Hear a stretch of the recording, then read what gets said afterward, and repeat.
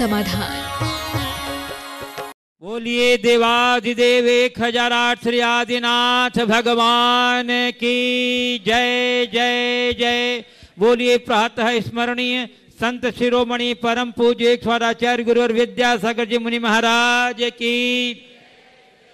बोलिए गुणायतन प्रणेता शंका समाधान प्रवर्तक प्रखर वक्ता मुनि श्री प्रमाण सागर जी मुनि महाराज की जय जय जय। बोलिए परम पूज्य स्वामी मुनिवर श्री विराट सागर जी मुनि महाराज की जय जय। बोलिए 52 गिजा चूलगिरी जी सिद्ध क्षेत्र की।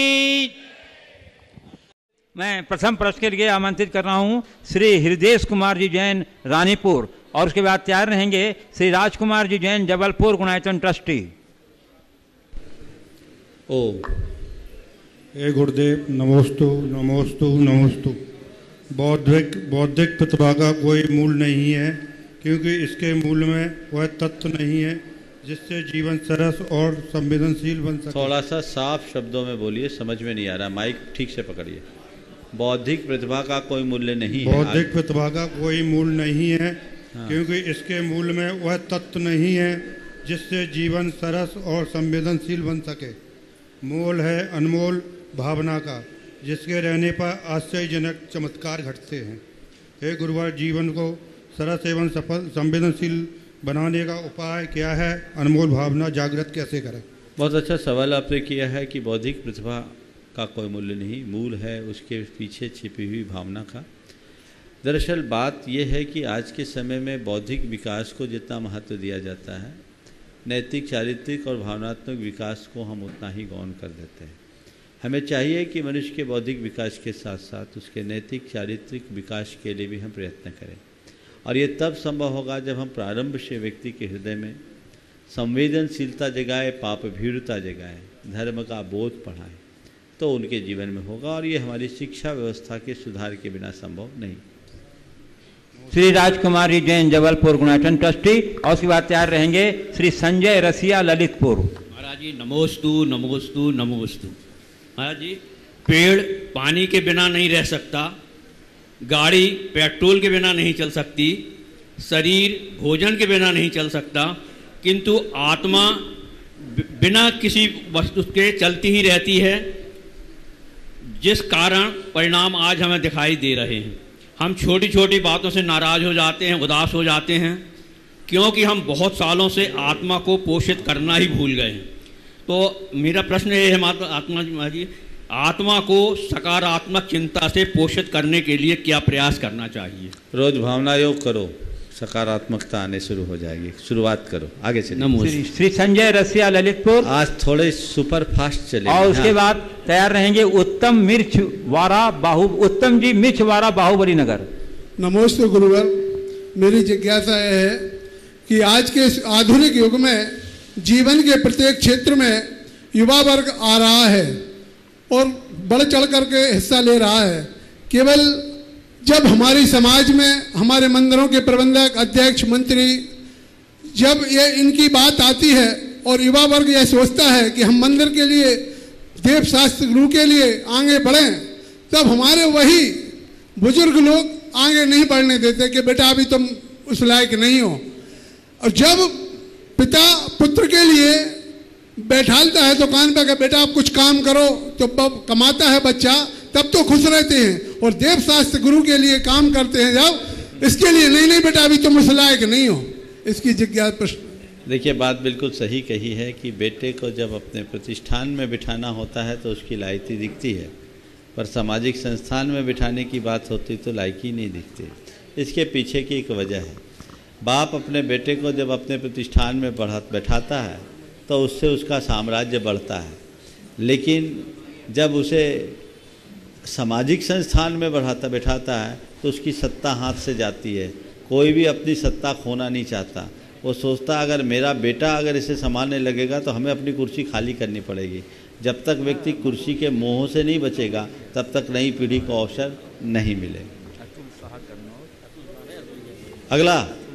नमोस्तु महाराज जी। नमस्ते। श्री उत्तम मिर्चवारा बाहुबली नगर, और उसके बाद तैयार रहेंगे श्री मसीह डॉली जैन बंटू जैन आगरा गुणायतन ट्रस्टी। महाराज जी हमारा प्रश्न है, जिस जिस पर जग हंसा उसी ने इतिहास रचा, तो हम इतिहास रचने तक समता कैसे रखें? जिस जिस पर जग हंसा उसी ने इतिहास रचा, तो हम इतिहास रचने तक समता कैसे रखें? बहुत अच्छा। जिस पर जग हंसा उसी ने इतिहास रचा, हम इतिहास रचने तक समता कैसे रखें? अपने लक्ष्य के प्रति समर्पित रहो और हंसने वाले लोगों की तरफ दृष्टि मत दौड़ा। जग हंस रहा है तो हंसने दो, मुझे जो करना है वो मैं करूँगा, ये दृष्टि और विश्वास लेकर के चलोगे तभी कुछ कर पाओ। नमोस्तु महाराज। बस हाँ। श्रीमती डाली जैन, बंटू जैन, आगरा गुणायतन ट्रस्टी। उसके बाद तैयार रहेंगे इंजीनियर आजाद जैन, श्रीमती कल्पना जैन, विदिशा गुणायतन ट्रस्टी, जिनके सौजन्य से आप प्रसारण घर बैठे आप देख रहे हैं। मेरे गुरुवर को कोटिशे नमन। तो उन्हीं का है। ओहो गन्नौर। गुरुवर, हम लोग मंदिर जी जाते हैं, स्वाध्याय करते हैं, ये सब पुण्यवन के कारण होते हैं, पर हम ऐसा क्या करें कि हमें आत्मा की आनंद की अनुभूति हो। मुझे मालूम है काम मुश्किल है हमारे लिए, पर जब हम आपके पास आते हैं तो जो आनंद महसूस करते हैं वो शब्दों में बयान नहीं कर सकती महाराज जी। तो वैसे ही आनंद आत्मा के भी लेना सीख लें, उसके लिए हमें क्या करना चाहिए? देखिए बात सही है, धार्मिक क्रियाओं करने की एक अलग अनुभूति होती है और ये शुभ कर्मानुष्ठान है, उससे शुभानुभूति होती है। लेकिन आपने पूछा है कि आत्मा का आनंद जो है वह तब घटित होता है जब हम पूरी तरह संसार से डिटैच होते हैं, आत्मा में डूबते हैं। लेकिन एक आत्मिक आनंद है, आत्मा के आनंद में और आत्मिक आनंद में थोड़ा अंतर है। आत्मा का आनंद अर्थात निर्मल आत्मा की अनुभूति से उत्पन्न परिणाम जो सभी बाह्य संपर्कों के टूटने पर होता है, और आत्मिक आनंद जो हमारे हृदय में कोई बात हम अपनी भावना से आपूरित होकर करते हैं तब आता है। तो हम आत्मिक आनंद को बढ़ाना चाहते हैं तो बस धर्म के प्रति, अच्छे कर्म के प्रति अपनी रुचि जगाएं। इंजीनियर आजाद जैन, श्रीमती कल्पना जैन, गुणायतन ट्रस्टी जैन, विदिशा। उसके बाद तैयार रहेंगे श्री राजेंद्र जैन, गन्नौर शिरोमणि संरक्षक गुणायतन। पूज महाराज श्री के चरणों में बारंबार नमोस्तु नमोस्तु नमोस्तु। महाराज श्री, आपके आशीर्वाद से आपके बताए पथ अनुसार हजारों पुण्यशाली व्यक्तियों द्वारा रमोकार महामंत्र प्रातः 4 बजे से 5 बजे तक लिखा जा रहा है तथा सभी ने अपने शारीरिक एवं मानसिक कष्टों का निवारण किया है। यह इस महामंत्र की महिमा एवं आपका आशीर्वाद है। महाराज श्री, मेरे मन में निम्न जिज्ञासा आई है, यदि महाराज जी प्रातः 4 बजे से 5 बजे तक लगातार 3 माह के बीच में किसी दिन अस्वस्थता के कारण या फिर अन्य किसी कारण से गैप हो जाता है, या प्रातः 4 बजे के स्थान पर किसी दिन 4:15 साढ़े 4 बजे से लेखन प्रारंभ करते हैं, तो जीवन में क्या फर्क पड़ेगा? क्या उतने सार्थक परिणाम प्राप्त नहीं होंगे? और महाराज श्री, तथा महिलाओं को अशुद्धि के पीरियड में गैप होने पर क्या करना चाहिए? देखिए, नवोकार मंत्र के लेखन का प्रयोग अनेक लोगों ने किया है और इसके चमत्कारिक परिणाम आए। ये हमारे शारीरिक मानसिक समस्याओं के निदान में बहुत महत्वपूर्ण भूमिका निभाए हैं। 4th स्टेज के कैंसर तक जैसी घातक बीमारी से लोग मुक्त हुए। राखी बड़कुल जो USA में थी, उसने कई बार इस बात को यहाँ मंच से भी कहा, जिसके 4थे स्टेज का कैंसर था, नमोकार मंत्र लेखन से ठीक हो गया। नमोकार मंत्र लिखे सुबह 4 से 5 बजे का समय सबसे उपयुक्त समय है, और वो हमें समयबद्ध होकर करने में हमारी उसके प्रति भावना कुछ और हो जाती। कोशिश करनी चाहिए कि हम उसको पूरी समयबद्धता के साथ लिखें।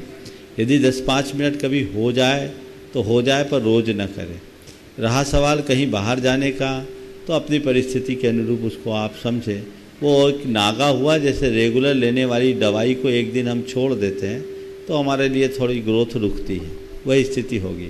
महिलाएं अशुद्धि के दिनों में न लिखें। श्री राजेंद्र जी, गीता जी जैन, गन्नौर शिरोमणि संरक्षक गुणायतन, जिनके सौजन्य से आप घर बैठे ये आज यहाँ जो संघ समाधान कार्यक्रम सीधा प्रसारण देख रहे हैं, जोरदार करते ध्वनि पर उनका अभिनंदन कर दीजिए। श्री राजेंद्र जी जैन, गन्नौर शिरोमणि संरक्षक हरियाणा। और उसके बाद तैयार रहेंगे श्री पवन कुमार पेड़ा। ये भी पूछ रही, पहले पूछो जल्दी से। हेलो, नमोस्तु महाराज जी, नमस्ते। कर्मबंध की प्रक्रिया में 3 प्रकार की वो रहती भागीदारी: आसक्ति, मोह, लापरवाही और अज्ञानता। आसक्ति पे तो हमारा बस नहीं है, क्योंकि वो पुराने बंद कर्मों का हमें परिणाम और फल मिलता है।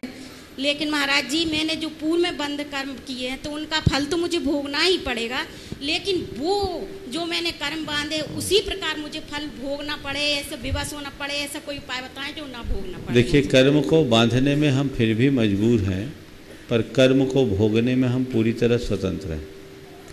जैसे हमारे परिणाम होंगे वैसे कर्म बंधेंगे, राग द्वेषात्मक परिणाम होंगे तो हम कर्म से बंधेंगे, लेकिन पुरातन कर्मों को भोगने के लिए हम बहुत स्वतंत्र हैं। और पुरातन कर्मों को भोगने के लिए स्वतंत्रता केवल यही है कि हम ज्ञान का प्रयोग करें, कर्म के उदय में तटस्थ बने रहें, उसके बहाव में न बहें, तो हम कर्म को भोगेंगे नहीं, कर्म को काटेंगे। कर्म को भोगना और कर्म को काटना, इसमें मौलिक अंतर है। कर्मोदय में राग द्वेषादिक परिणाम होना या कर्म के बहाव में बह जाना कर्म को भोगना है, और कर्मोदय में क्षमता रखना, स्थिरतापूर्वक उसको सहन करना, ये कर्म को काटना है। कर्म को भोगने में नया कर्म बंधता है और कर्म को काटने में कर्म की जड़ उखड़ती है। हाँ, राजेंद्र जी। श्री राजेंद्र जी जैन कन्नौज शिरोमणि संचक गुणायतन अनुसाद समिति गीता जी, और एक बार जोरदार कचर ध्वनि से इनका अभिनंदन कीजिए। आप इनके ही सौजन्य से घर बैठे ये संकट समाधान कार्यक्रम का सीधा प्रसारण देख रहे हैं, और उसके बाद तैयार रहेंगे श्री पवन कुमार बेड़ा उदयपुर। महाराज जी नमोस्तु। महाराज जी, आप हमेशा कहते हैं कि साधु को ऐसा वचन नहीं बोलना चाहिए कि वो मिथ्या होने का चांस हो, और समाज शुरू होने के 1 हफ्ते तक भी आप ये कहते हैं कि भाई पक्का नहीं है, अभी पक्का नहीं। फिर से बोलो। आप सदा ये कहते हैं कि साधु को ऐसा वचन नहीं बोलना चाहिए जो मिथ्या हो जाए किसी भी सूरत में, और 1 हफ्ता पहले तक भी आप ये कहते हैं भी समाज पक्का नहीं, लेकिन इस बार आपने 1 महीना पहले ही ये डिक्लेयर कर दिया कि भाई 52 गजा में समास होगा। अरे हमने डिक्लेयर नहीं किया, हाईकमान से डिक्लेयर हो गया, हम क्या करें। अब वहीं से लोग वो आशीर्वाद मिल गया, तो वहां से मिल गया तो मिल गया। हालांकि आपने हमको सुना होगा, हम तो गली बचा के रखते हैं। हमने कहा अभी हमारी औपचारिक स्वीकृति नहीं है, और सही बताऊं आज भी नहीं है। 52 गजा वालों, हाँ भूल में मत रहना, सब आ गए हैं, पर मेरी औपचारिक स्वीकृति नहीं है। औपचारिक स्वीकृति तो तब मानना जब कलश धर जाएगा। ठीक है महाराज। चलिए, श्री पवन कुमार जी बेड़ा उदयपुर, और उसके बाद तैयार रहेंगे अतुल जैन कन्नौज शिरोमणि संचक गुणायतन, और उनके साथ में बॉबी जी मनोज जी जैन जो गुणायतन ट्रस्टी। नमोस्तु गुरुदेव। हम उदयपुर राजस्थान से आए हैं। हम लोग ऑर्गेनिक अनाज व मसाले के उत्पादन एवं वितरण से जुड़े हुए हैं। गुरुदेव, हम समाज से जो रिस्पॉन्स मिलना चाहिए वैसा नहीं मिल रहा है, इसके लिए हमें क्या करना चाहिए, और लोगों को इस जहर खाने से और आने वाली बीमारियों से कैसे बचाया जाए? देखिए, बात बिल्कुल सही है। आजकल खान पान के कारण अनेक बीमारियां बढ़ रही हैं। डॉक्टर PN जैन जो कैंसर के विशेषज्ञ हैं टाटा मेमोरियल में बॉम्बे में, वो कहते हैं कि आज आप जहर खा रहे हैं। रासायनिक खादों और पेस्टिसाइड के कारण हमारा शरीर पूरी तरह जहरीला हो गया है। माँ के दूध में भी DDT के परसेंटेज आने लगे हैं। तो उनसे बचने के लिए व्यक्ति को चाहिए कि वो अपने खान पान पर शुद्धि रखे और ऑर्गेनिक भोजन करे, ऑर्गेनिक चीज़ों को ले, ताकि आप लंबी आयु और निरोगी काया रख सकें। एक तो वो अहिंसक है और दूसरी स्वास्थ्यप्रद है, क्योंकि जो भी रासायनिक खाद्यों और कीटनाशकों के माध्यम से उत्पादित होता है वो कीड़ों को मार करके पाया जाता है, तो वो एक हिंसा की फसल है, उससे बचना चाहिए और वो हमारे शरीर के लिए भी हानिकारक है। तो अब एक क्रांति खड़ी हुई है, सरकार भी ऑर्गेनिक खाद्य ऑर्गेनिक फसल को प्रोत्साहित कर रही है। अभी जब मैं इधर आ रहा था अंजड़ से बड़वानी के रास्ते में एक जगह कृषि क्या है अनुसंधान केंद्र क्या है जहाँ बैठे थे, कृषि अनुसंधान केंद्र, वहाँ मैं बैठा था तो थोड़े विश्राम के लिए बैठा तो वहाँ एक बोर्ड लगा था, उसमें लिखा जैविक खेती के बारे में जो ऑर्गेनिक खेती है। और उसमें ये सब बातें लिखी कि वो स्वास्थ्यप्रद है, पर्यावरण के लिए अनुकूल है और किसानों के लिए लिखा कि उसमें उनको अर्थ लाभ भी अच्छा है, फसल की पैदावार भी अच्छी होती है। तो लोगों को अपने खान पान में शुद्धता का ध्यान रखना चाहिए और इस प्रकार की प्रक्रिया को अपनानी चाहिए। हम तो आप लोगों से कहते हैं आप मन शुद्धि, वचन शुद्धि, काय शुद्धि, आहार जल शुद्ध है बोलते हैं ना, तो ऑर्गेनिक भोजन ही शुद्ध है, इनऑर्गेनिक नहीं। ऐसी व्यवस्था करनी चाहिए। कि ऑर्गेनिक दो, साधु का स्वास्थ्य ठीक रहेगा, तुम भी ऑर्गेनिक खाओगे। आपके भोजन के बजट में, आपके पूरे घर के बजट में भोजन का हिस्सा बहुत थोड़ा होता है, लेकिन उसमें आपने सुधार कर लिया तो बाकी बहुत सारी चीजों में सुधार हो सकता है। सुधार करना चाहिए। आगे श्री अतुल जी जैन कन्नौज, शिरोमणि संरक्षक गुणायतन, और उनके साथ में बॉबी जी और मनोज जी जैन, ये दोनों भी गुणायतन ट्रस्टी हैं। और उसके बाद तैयार रहेंगी श्रीमती रचना जैन, दिल्ली गुणायतन ट्रस्टी। नमस्ते महाराज जी। आहारक का योग में कौन सा संस्थान रहता है? समचतुरस संस्थान। सवाल आपका तो नहीं होगा। ये भाभी का है बम्बई। हाँ, अच्छा है महाराज जी। बिल्कुल ठीक है। चलो, क्या हो गया? हाँ हो गया। अच्छा, श्रीमती रचना जैन, दिल्ली गुणायतन ट्रस्टी, और उसका तैयार रहेंगे सुरेंद्र जी दादाजी जैन, बैंक इनक्लेव, दिल्ली।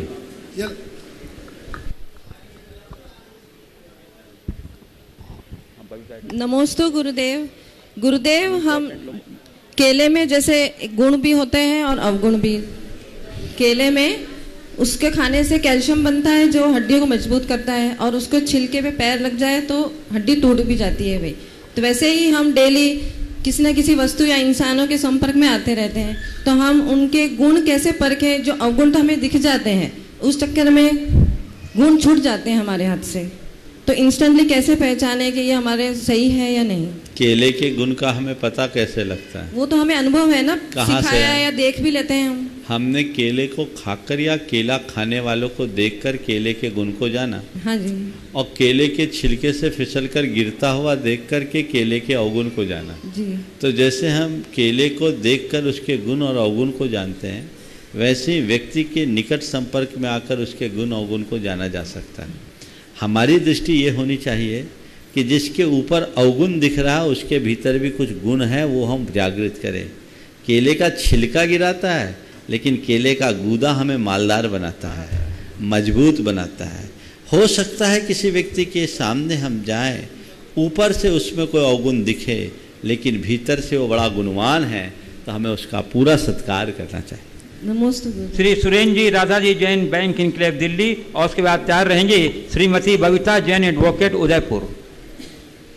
महाराज जी नमोस्तु नमोस्तु नमोस्तु। महाराज जी, मेरी एक जिज्ञासा है। नाम महाराज जी बोलिए। हमारे जैन धर्म में हमने देखा इंद्रजीत और कुंभकर्ण को क्या भगवान माना गया है? देखिए, जैन धर्म में इंद्रजीत और कुंभकर्ण ये दोनों रावण के इंद्रजीत रावण के पुत्र थे, कुंभकर्ण रावण के भाई थे। ये दोनों तद्भव मोक्षगामी महान आत्माएं थी। रावण, इंद्रजीत, कुंभकर्ण, विभीषण आदि जितने थे, जैन परंपरा में इन्हें राक्षस वंशी कहा गया है। ये राक्षस नहीं थे, विद्याधर थे। और जैन धर्म के अनुसार ये बड़े बुद्धिमान भी थे। युद्ध में पराजय होने के बाद इनके अंदर वैराग्य आया, और वैराग्य से प्रेरित होकर इन्होंने दीक्षा धारण की, कठोर तपस्या की, दिगंबरी दीक्षा धारण की, कठोर तपस्या की, और इसी 52 गजा के चूल गिरी से परम निर्वाण धाम को प्राप्त हुआ। इसका उल्लेख आज से 2000 वर्ष पूर्व आचार्य कुंद ने अपने निर्वाण भक्ति में लिखा। बड़वानी वर नैरे दक्षिण दिहे चूल गिरी शिहरे इंद्रजीत कुंभकर्णो निवाण गया नमो तेसी। समझ गए? चलिए। श्रीमती बबीता जैन, एडवोकेट, उदयपुर। एक ही, हाँ बोलो। नमोस्तु महाराज जी। मेरी आप जोड़े में नहीं, आज एक ही। आगे देखो, प्रोग्राम लेट चालू हुआ है। नमोस्तु महाराज जी। जिनका भी जोड़ा एक पूछना है ना। चलो, हाँ। नमोस्तु महाराज जी। महाराज जी, अभी जो बिहार में बहुत सारे बच्चों की जो भी डेथ हुई है, चमकी, हाँ जी, हाँ। तो उसमें 80% थी वो गर्ल चाइल्ड थी, 80% वो लड़कियां थी। तो महाराज जी कहते हैं कि ये ना WHO की जो रिपोर्ट है उसके अनुसार भारत में बहुत एनीमिक है महिलाएं, और उसमें अगर ऐसे तो कहते हैं कि माँ अन्नपूर्णा है, माँ की रसोई कभी खाली नहीं होती और उसकी थाली कभी खाली नहीं होती, लेकिन उसी रसोई में उसकी थाली खाली है। तो महाराज जी ये भेदभाव क्यों चलता है, कि क्या सदी के अंत तक ये भेदभाव चलता रहेगा? ये बात सही है कि महिलाएं प्रायः एनेमिक होती है और एनेमिक होने के कारण संतान पर उसका असर पड़ता है। बच्चियों के साथ ऐसा हुआ, ये हादसा हुआ, वाकई में बहुत दर्दनाक और हम सबके लिए चिंताजनक है। लेकिन आपने जो सवाल किया कि जो अन्नपूर्णा है वो ही कमज़ोर कैसे हो गई, इसके पीछे मुझे 2 कारण दिखते हैं। ये एनेमिक होने का जो कारण है ना, वो केवल गरीबों के यहाँ नहीं, अमीरों के यहाँ भी है। गरीबों के लिए अगर हम कहें तो ये कह सकते हैं कि अभाव के कारण वो एनेमिक हो रही, पर्याप्त पोषक तत्व नहीं ले रही। हालांकि स्त्री के अंदर माँ का हृदय होता है और उसका ये मातृत्व उसे इन कार्यों में प्रेरित करता है। वो खुद कम औरों को ज़्यादा खिलाती है। अन्नपूर्णा होने का श्रेय भी उसे इसलिए मिला, सामने वाले को, घर के हर सदस्य को अच्छे से मनोहार पूर्वक खिलाएगी और खुद जो बचेगा खुचेगा उसे ही खा करके संतोष करेगी। एक वजह तो यह है। दूसरा, गरीबी और अभाव भी इसका एक कारण है। लेकिन ये कारण गरीबों के यहाँ हो तब मैं मानता, संपन्न वर्ग में भी है, अभिजात वर्ग में भी है। वो क्यों है? तो एक बार मुझे एक चिकित्सक ने कहा था कि ज़्यादातर महिलाएं अपना फिगर बनाने के चक्कर में एनेमिक होती है। क्यों डॉक्टर साहब, मैं जो बोल रहा हूँ या करेक्ट है ना? करेक्ट। तो चिंता करो, अपने फिगर की चिंता मत करो, आने वाली पीढ़ी की भी फिक्र करो। महाराज जी ये मंच इतना बड़ा है, आप यहाँ से वही बोल रहा हूँ। एक बात ध्यान रखने का है, मनुष्य अपने सेहत के प्रति जागरूक रहे, अच्छी बात, लेकिन केवल शरीर को मेंटेन करने के लिए खाना पीना छोड़े, ये ठीक बात नहीं। खूब खाओ और जम के पसीना बहाओ, देखो शरीर कैसे स्वस्थ होता है। अब काम होता नहीं और खाया जाता नहीं, मामला गड़बड़ है। तो शरीर को अगर पोषक तत्व ही नहीं मिलेंगे तो क्या होगा? एक बार एक सज्जन ने मुझसे कहा, महाराज हमसे ज्यादा पुण्य हमारे नौकर चाकरों का है। मैंने कहा क्या हो, क्यों? बोले रोज एक न एक मिठाई का डब्बा आता है।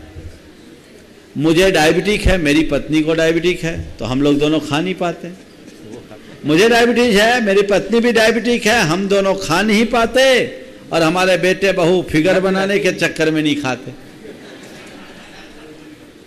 अरे खाने के लिए खाओ और पचाने के लिए मेहनत करो।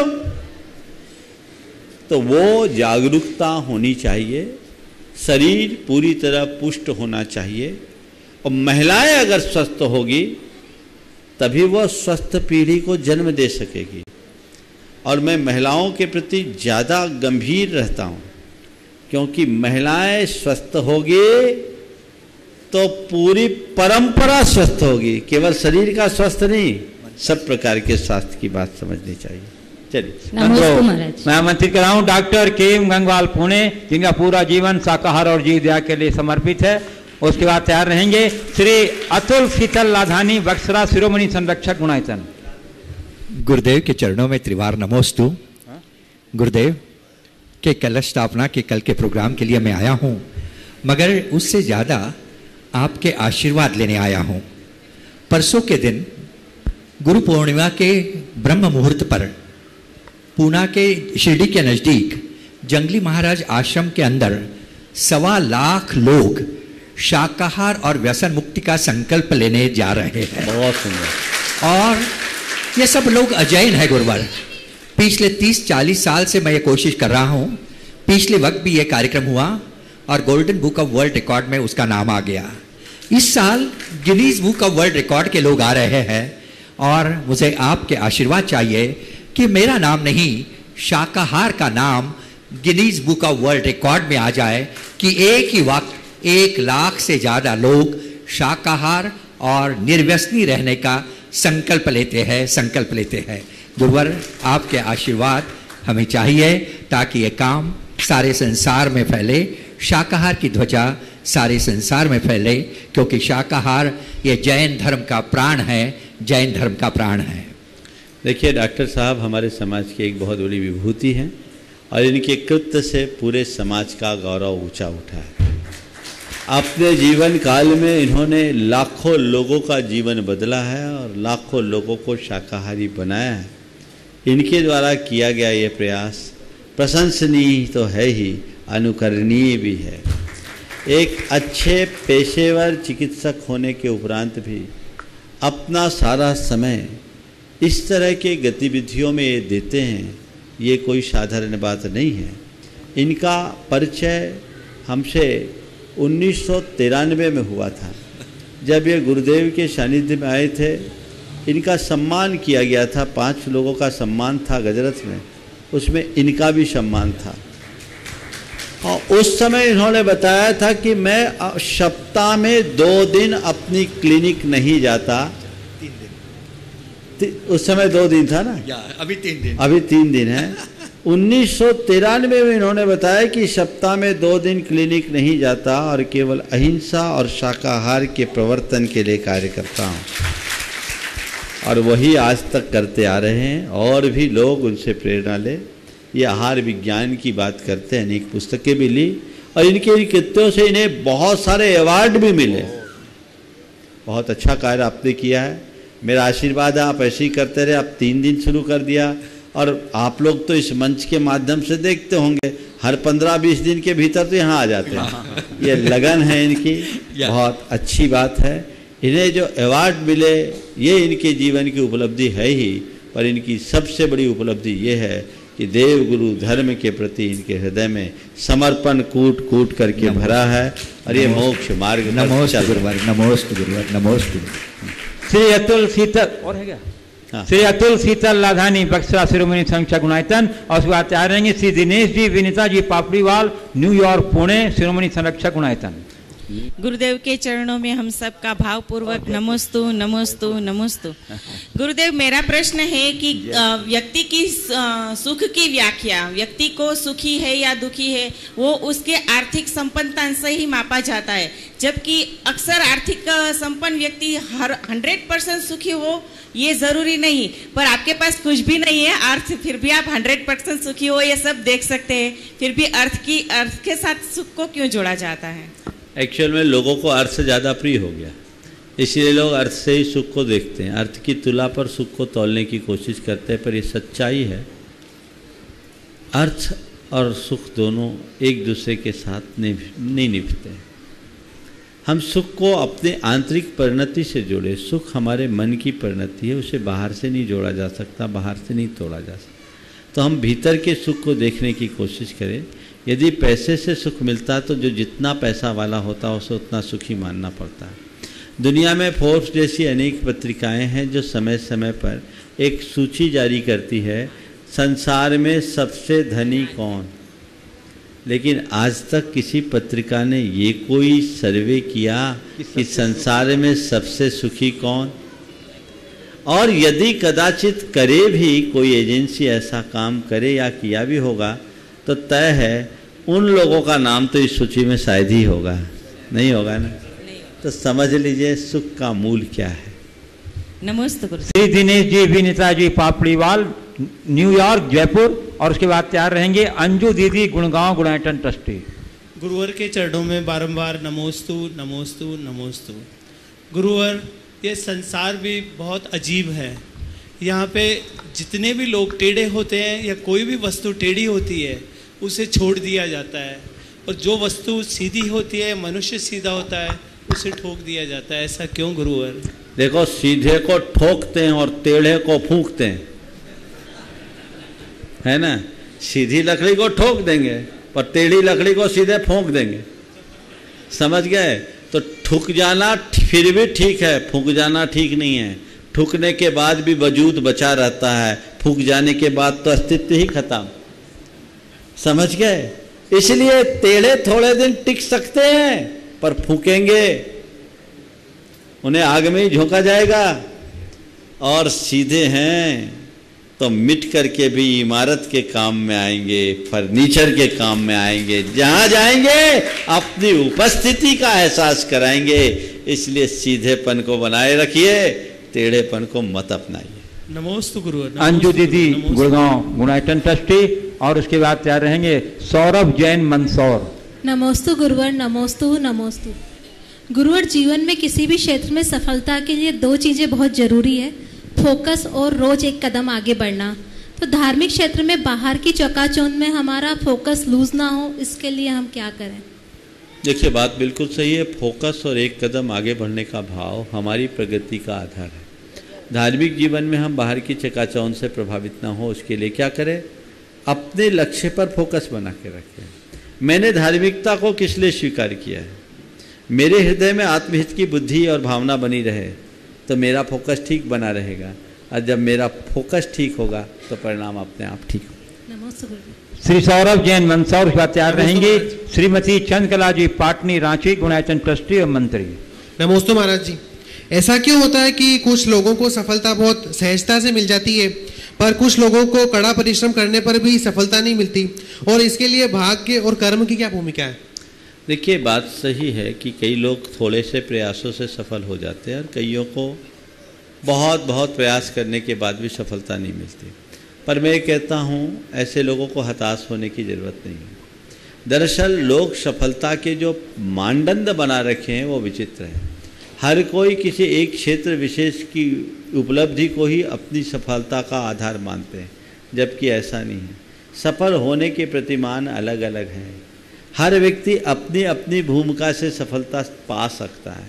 तो जो जिस क्षेत्र में चले उधर देखे और एक प्रयास करे, हमेशा खुले दरवाजे को देखने का कोशिश करे, बंद दरवाजे को न देखे। तैयार रहेंगे श्री गुलाब चंद जी पुष्पा देवी सेठी गया गुणायतन ट्रस्टी। नमोस्तु महाराज श्री। महाराज श्री, व्यक्ति भगवान से कुछ न कुछ मांगता ही रहता है, तो उन्हें वरदान मांगना चाहिए कि शक्ति? वाह, बहुत अच्छा सवाल किया। भगवान से कुछ न कुछ तो मांगते ही रहते हैं, वरदान मांगे या शक्ति। देखो, मुझसे पूछो तो मैं तो कहूँगा मांगो ही मत, पर जिनकी आदत मांगने की पड़ी है वो मांगे बिना रहेंगे नहीं। कितने ही कहो मांगे बिना नहीं रहेंगे। तो अगर मांगना ही है तो वरदान मत मांगो, शक्ति मांगो। जो वरदान मांगते हैं वो भिखारी बने रहते हैं, और जो शक्ति मांगते हैं वो सबकी भरपाई करने में समर्थ हो जाते हैं।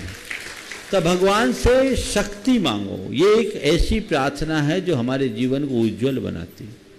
हमारे लिए हमारे कंधे का बोझ उतर जाए, ऐसी प्रार्थना मत करो। प्रभु, मेरे कंधे को इतनी मजबूत बना दो कि मैं इससे 2 गुना बोझ भी वहन कर सकूं। शक्ति पाने की प्रार्थना होनी चाहिए। श्री गुलाब चंद जी पुष्पा देवी सेठी गया गुणायतन ट्रस्टी, और उसके बाद तैयार रहेंगे श्रीमती किरण लश्करे सनावत। नमोस्तु गुरुदेव, नमोस्तु गुरुदेव, नमोस्तु। बोलो, जल्दी बोलिए, क्वेश्चन माइक मुंह पे लगाओ, जल्दी बोलो। हाँ, निर्दोष सुख और निर्दोष आनंद में क्या अंतर है? निर्दोष सुख और निर्दोष आनंद में क्या अंतर है? निर्दोष सुख और निर्दोष आनंद। देखो, सुख और आनंद को यदि हम सामान्य रूप से देखें तो एक माना जाता है, और विशेष रूप से देखें तो दोनों में भिन्नता है। सुख का मतलब होता है सुख, ख यानी हमारी इंद्री चेतना को जो सु यानी अच्छी लगे उसका नाम सुख। और आनंद शब्द आ उपसर्ग पूर्वक नंद धातु से बना है, जिसका मतलब होता है हर स्थिति में संतुष्ट रहना, प्रसन्न रहना। तो आनंद सुख और दुख से ऊपर की चीज़ है। अनुकूलता में प्रसन्नता सुख है, और अनुकूलता हो या प्रतिकूलता, सब में स्थिरता बनाए रखना आनंद। आपने निर्दोष सुख और निर्दोष आनंद की बात की है। यदि हम निर्दोष सुख को इंद्रिय चेतना से जोड़ते हैं तो बिना पाप किए जो हमारी इंद्रियों से सुख मिलता है उसे हम निर्दोष सुख बोल सकते हैं। और जो आनंद है आत्मिक है, आत्मा में डूबने पर प्रकट है। श्रीमती किरण लश्करे सोनावत और उसके बाद तैयार रहेंगे श्रीमती मंजू प्रकाश जैन कटनी। हे गुरुवर, मेरा बारंबार तय बार नमोस्तु नमोस्तु नमोस्तु। मेरा प्रश्न सुबह के प्रवचन से है।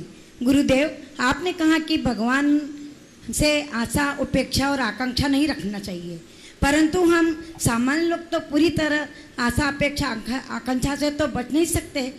तो यदि हम भगवान से अपनी समस्याओं के निदान के लिए कोई आशा, अपेक्षा, आकांक्षा रखते हैं तो इसमें क्या गलत है? आखिर हम भगवान को, गुरुवर को छोड़कर कहाँ जाएं? बिल्कुल ठीक है। बच्चे को तकलीफ होती तो माँ के ही आंचल में जाके सिर छिपाता और कहीं नहीं जाता। पर अभी थोड़ी देर पहले इस एक प्रश्न के उत्तर में मैंने ये बात बताई, आशा, आकांक्षा और अपेक्षाएं रखकर जाना हमारी दुर्बलता है, ये तो हमें स्वीकारना पड़ेगा। अरे पेड़ के नीचे आ जाए तो छाया मांगने की जरूरत क्या है? छाया तो हम पर स्वतः बरस जाएगी। लेकिन अज्ञानी प्राणी है, वो उस महत्व को नहीं जानता। हम जब अपनी भूमिका को ऊपर उठाएंगे, हमारी निष्कांक्ष भक्ति होगी, तभी हम उसका चरम फल प्राप्त कर सकेंगे। नमस्ते गुरु। श्रीमती मंजू प्रकाश जैन कटनी, उस पर तैयार रहेंगी श्रीमती सारिका देवेंद्र गोधा बड़वानी। पूज्य गुरुदेव, कोटि कोटि नमोस्तु।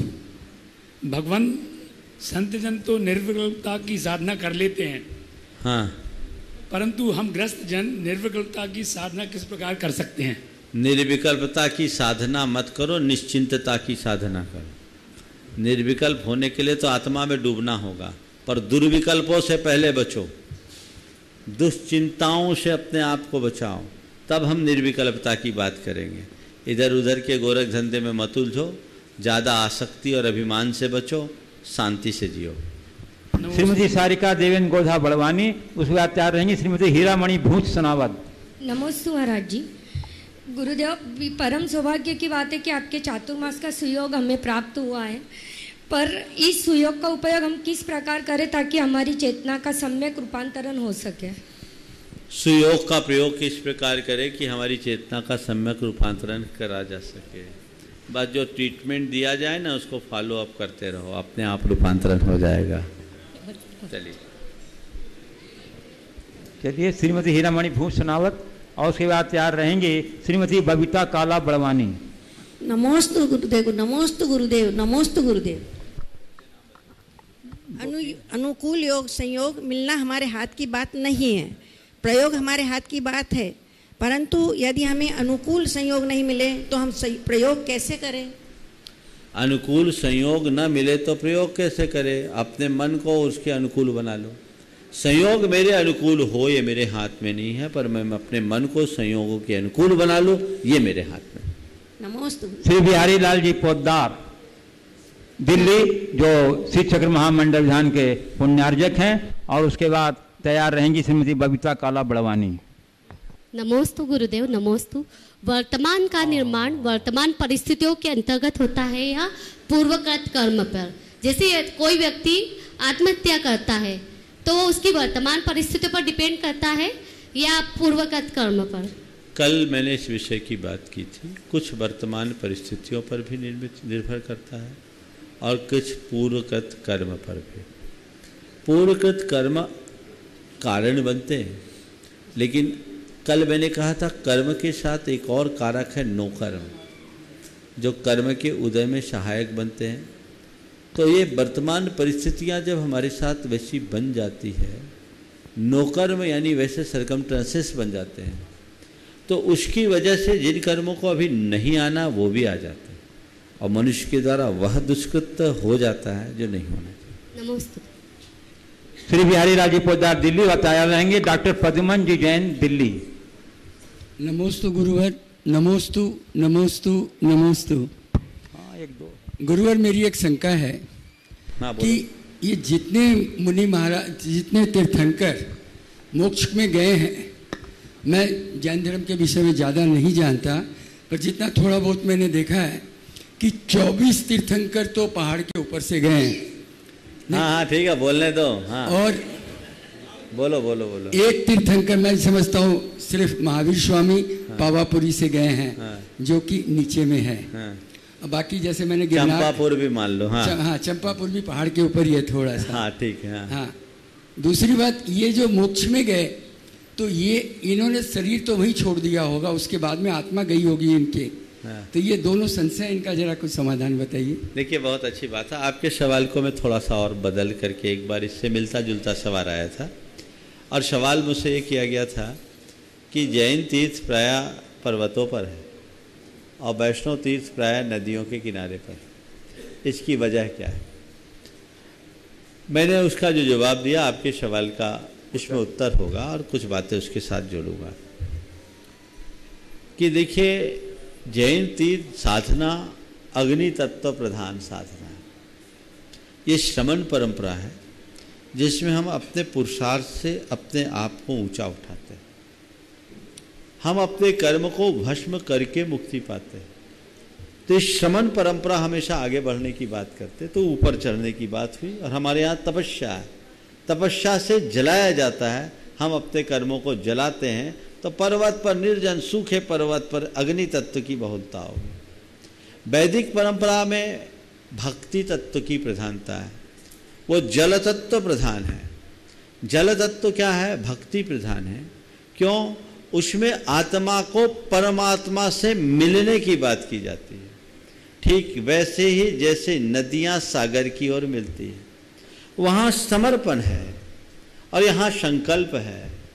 संकल्प से शिखर पर चढ़ा जाता है और समर्पण से सागर में मिला जाता है। शायद यही कारण है कि प्रायः जैन तीर्थ पर्वतों पर होते हैं और वैष्णव तीर्थ नदियों के किनारे पर। बहुत बढ़िया। एक कारण। इसके साथ जो आपने बोला 24 तीर्थंकरों में 20 तीर्थंकर समेत शिखर से गए, नेमिनाथ गिरनार से गए, आदिनाथ कैलाश पर्वत से गए, और वासुपुर चंपापुरी से गए। चंपापुरी तो जमीन पे ही था, मंदारगिरी पर्वत है वो ऊपर है। महावीर स्वामी की विषय के एक रहस्य की बात करता हूँ। हम लोग कहते हैं कि पावापुर के तालाब से भगवान का निर्माण हुआ। आचार्य पूज्यपाद के कथनानुसार पावापुर का तालाब बाद में बना। पावापुरश्च बहिरुन्नत भूमि देशे पद्मोत्पलाम कुलवताम सरसाम ही मध्य श्री वर्धमान जिन देव इति प्रतीतो निर्वाण माप प्रविधूत पापमा। पावापुर के बाहर एक ऊंचे स्थान पर जो कमलों से भरे हुए सरोवरों से घिरा था, चारों तरफ सरोवर थे छोटे छोटे, और बीच में एक ऊंचा स्थल था। वहां भगवान महावीर ने आत्म ध्यान करके निर्वाण को प्राप्त किया है। समझ गए? तो वो भी ऊंचा स्थान था। लेकिन भगवान के निर्वाण के बाद भक्तों की भीड़ लगी, सबने उनकी रज ली, और रज लेते लेते इतना बड़ा गड्ढा हो गया कि ऊंचा टीला भी तालाब बन गया। ये है उसकी हकीकत। ये रहस्य की बात थी आपसे जानकारी। समझ गए? हाँ, ये हकीकत है।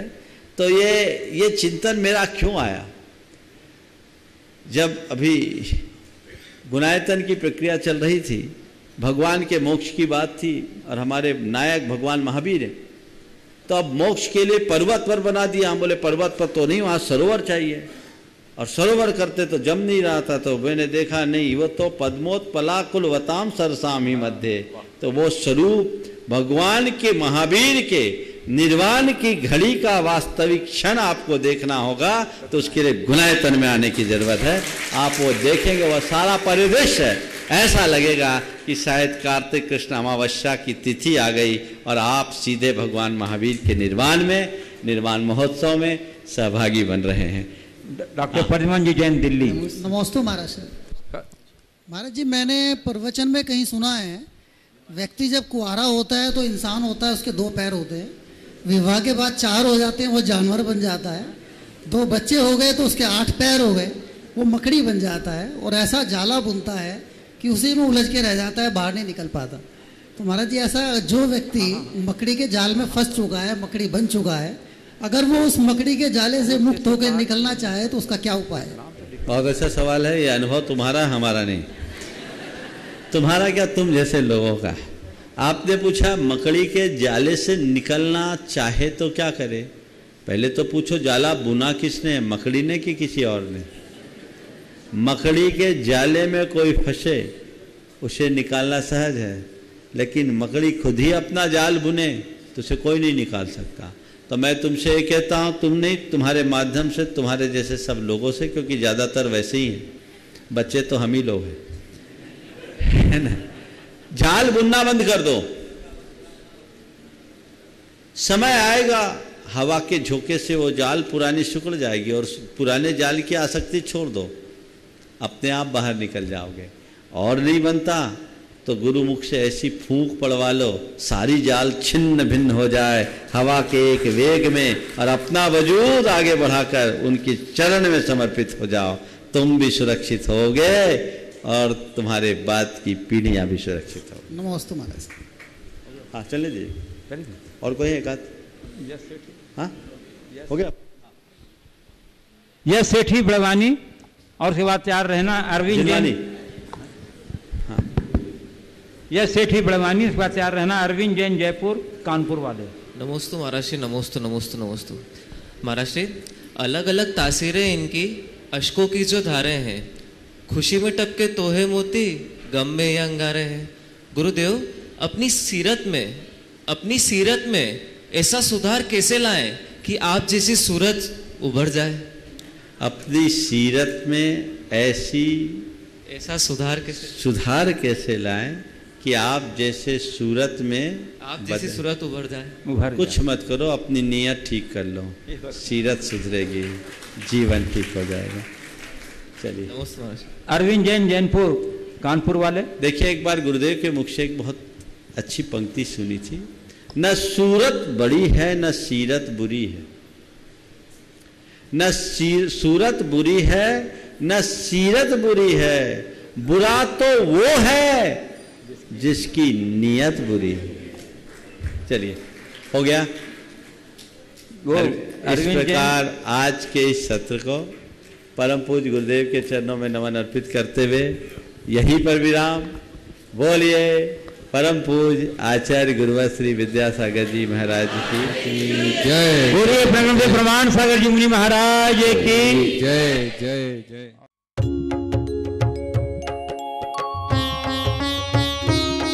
शंका समाधान।